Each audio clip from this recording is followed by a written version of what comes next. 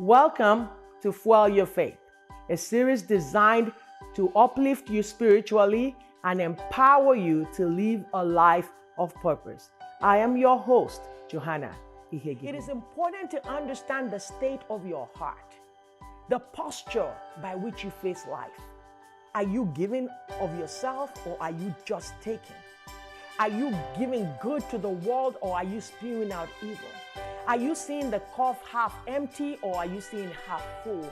Are you appreciating the blessings of life or are you complaining about what you should have done?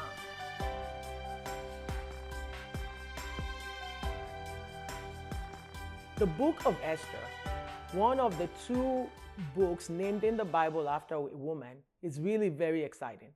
The last time we talked about Esther and how she came from humble beginnings to become the queen in place of Vashti, who stood up against the king. And Esther is settled in her role as a queen. Esther is comfortable. And today I want to introduce two men who are very critical and important in this book. One man is Esther's uncle, Mordecai. And the other man is an official of the palace called Haman. And both men are very important in this book. Let's first meet Mordecai. So we meet Mordecai as this kind uncle who adopted his niece. And in adopting his niece, we could also see through his heart that he exposed her to an opportunity that showed up. And not only did he allow her to run this contest, to be out there, to take a chance in life, he also supported her. So we see Mordecai guide Esther. How do we see that in the Bible? Because we see Esther saying, I keep my identity private because that's what my uncle advised me to do. So this was an involved uncle. We don't know if he had a family of his own. We don't know if he had a wife, if he had his own children, but we know of him and Esther. And we know that he walked at the king's gate. He was literally a man of very minimal means. And we also know that he was faithful. So in chapter 2, we see that he's sitting at the gate and he overheard a story that troubled him. He heard two officials of the palace who were planning to kill the king because they were angry. I want to talk a little bit about anger. I want to stop right there for a quick second. What does anger do to us? So we're looking at these two officials who had a great job, who were privileged, but they were angry. They were dissatisfied. And they decided to act upon their anger by taking out the king. But there was another man who was sitting at the gate, who was content, who was accepting of his space, who was grateful for that opportunity, who was a foreigner in that land, who said, you know what, I understand that you might be angry, but that's not how to deal with your anger. So what did Mordecai do? Mordecai did exactly what he had been training Esther to do, to speak up. It's important to understand that when you're faced with evil, or you're observing evil, or you're hearing something that's going to cause harm, it is your responsibility to speak up. And we see Mordecai speak up. Mordecai called his niece and said, I overheard this and I want you to tell the king. How many times have we been complacent? We're right in the center of evil. We excuse ourselves by saying, you know what, I didn't do it. I wasn't thinking about it. I wasn't planning it. I just heard it. So I'm a bystander. I'm complicit in the act. I don't want to say anything. I want to protect myself. But here we see Mordecai. We see the portrait of this uncle, a kind man, a giving man, a guided man, a man of faith. He stood up for his values. What are the values that guide your life? What is the moral compass that you live by on a daily basis? How do you decide what to get involved in and what not to get involved in? We see clearly that Mordecai had a moral compass that was beyond Babylon. He did not say, I'm just a gate man. I'm not being paid well, so I don't need to get involved. If the king is taking out good for him. No, he didn't respond that way. He took action.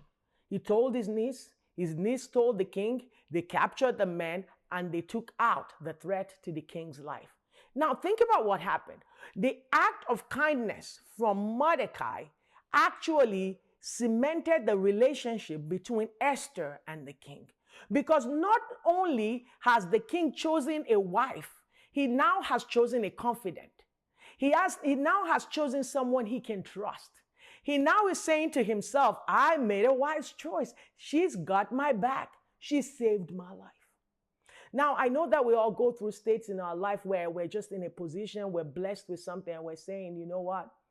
I'm not really committed to this. I'm just here for now. I didn't plan this. It just landed on me. But that does not excuse your devotion. The Bible says, whatsoever your hand finds to do, do it diligently. Esther was a queen and she took it serious. Mordecai was a gate man and he took it serious. He guarded the gate. He took the job seriously. And that's the portrait of Mordecai. And no wonder Esther was like that, because that's who raised Esther. And we see that story. But one thing I want to point out as well is that when Esther told the king ordered his people to record it in the books. I want to share about that a little bit. How many times do we count all the wrongs that people do to us, but we don't count the good? You know, how many times do we see the cup half empty, but we don't see it half full? How many times do you say, you know what, you overlooked me yesterday, I was not promoted, I'm frustrated about this. But then you fail to see all of the wonderful blessings that God gives to us daily. You fail to see all of the privileges that we enjoy. You fail to see that you woke up this morning and all the parts of your body are functioning. And you did not have to turn on your heart. You did not have to take a click. If God allowed us to charge our heart, many of us will not be here today. But somehow a miraculous power keeps us going. There's a lot of blessing. There's so much to be thankful for. And I just see a portrait of Mordecai as a man that was filled with gratitude, with love, with compassion, with kindness, that he was overflowing, and it overflowed into his knees, and now it's touching the life of the king. Now let's switch over and see the portrait of Haman. And we see Haman here. Haman, the Bible records that Haman was an official in the king's palace. And the minute those two men were captured, Haman was promoted. And when Haman was promoted, he was like, yeah, I deserve this. I'm entitled. I should have gotten that. Good for them. He wasn't grateful. He felt like, this is my right. I deserve to be here. And that heart posture followed him. Because when he received that, he went out the gate and everybody bowed to him. You know, there's something about our ego when it's robbed that makes us feel bigger than we are. Haman got into that place where it's like, I've arrived. I'm making this up. This wasn't in the Bible, but I imagine Haman going home and calling a family meeting and saying, you know what? I just got promoted. Don't talk to me like that anymore. I'm now different. You know, I now have the ears of the king. I can do and undo in this land. I got the power. And you know, Haman was full of himself. And Haman was walking into the palace one day, and he observed an ordinary man, this gate man Mordecai, who had been faithful, who had saved the king's life. And he said, I notice you don't bow to me. What's going on with you? Let's stop and break that down for a quick second. Why did he care? He was in the palace. This guy was at the gate of the palace. There was a power imbalance in here. But pride has a way of stamping out even the least amongst us. Ego has a way of saying, you don't deserve to breathe if you don't see my greatness. You don't deserve another chance to be at this gate if you're not bowing to me. And Haman was so full of this dangerous pride, this dangerous ego, that he went after Mordecai.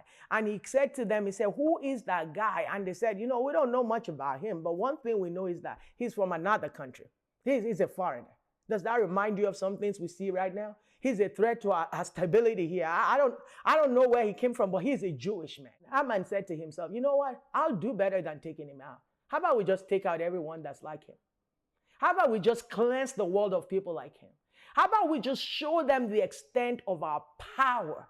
You know, have you found yourself in a position where you're hurt and you're broken and you feel a need to use a hammer to kill a fly? He could have fired Mordecai and there would have been no repercussion. He could have said to him, demote him or remove him from the gate, and nothing would have happened. But there was this indignation in him that wanted to wipe out everything that Mordecai represented. He wanted to wipe out the Jewish people, not knowing that the queen was Jewish. What are the lessons we learn from the life of these two men? What can we pull out? That every time that you have humility, kindness, love in your heart, God elevates you. Something breaks out for you for good. And every time you go out there and you're trying to stamp out God's beloved and you're spewing hate, something does not work out for you.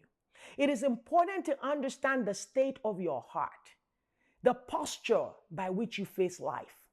Are you giving of yourself or are you just taking? Are you giving good to the world or are you spewing out evil? Are you seeing the cup half empty or are you seeing half full? Are you appreciating the blessings of life or are you complaining about what you should have done? You know, Haman to me reminds me of a complainer, of an ungrateful man, of an entitled person. And Mordecai reminds me of a modest man with very modest means, but was giving of himself, was kind and was loving. And it showed in all of their life. So the story is going to continue. We're going to see how this happens for them. So we're going to leave here Mordecai at the gate, doing a good thing for the king, recorded in the books, not getting rewarded for it, but comfortable in his skin. And we're seeing Haman, a man that was just promoted, sitting in the king's palace, but unsettled in himself because his ego was taking him away. So as we continue to read this book of Esther, I encourage you to search your heart, to look within and say, who am I? Where is my identity? How is my heart? And I love the words of David. David prayed a prayer that I think till date stays with us. It says, search me, O God. Search me. Look into the deepest part of my heart, into the innermost of my being, and check out my intentions and my motivations. May it be right and pleasing unto God. So I want to leave you with that today. May our heart be in the right place. May we see the plight of the poor. May we show love and kindness. May we give a hand to someone. Thank you. Thank you for allowing me to share the Word of God with you today. The Word of God is quick and powerful, sharper than a two-edged sword. It shapes us and allows us to live a full life like God intended for us. Stay tuned and stay blessed.